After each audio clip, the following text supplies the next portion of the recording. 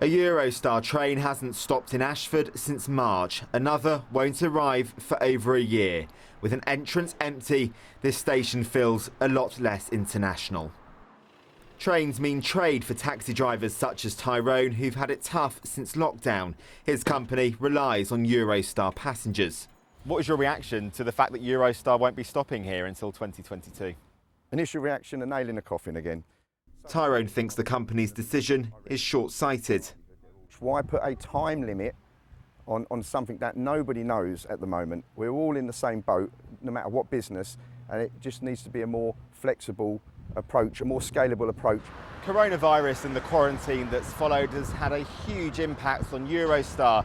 The company says it needs to adapt, with bookings down 90% on last year.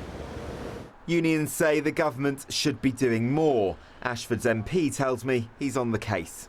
What I'll be arguing with the Transport Ministers very hard is that the British government reaffirms its commitment to the Kent services and gives a sort of general pledge of support. Travel by train across the continent is not only vital to Ashford, which has had a Eurostar station since 1996, but also to here, as developers work on building Ebbsfleet Garden City. Thousands of new homes and businesses, all marketed on the international station. It's disappointing. One of the things that we are doing now is trying to get a meeting with Eurostar so they understand that business potential for the future. We understand that this is, they've announced this as a temporary measure. We want to make sure it is a temporary measure.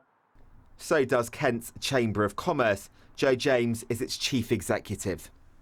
Ashford has very much based itself, and a lot of Kent, as an international town and a real tourist destination and a place for inward investment. And all of our international connectivity is actually vital for this continued growth. Eurostar says the decision was hard to make. It won't be much easier for those who rely on these Kent stations, with services not stopping anytime soon. James Dunham, ITV News.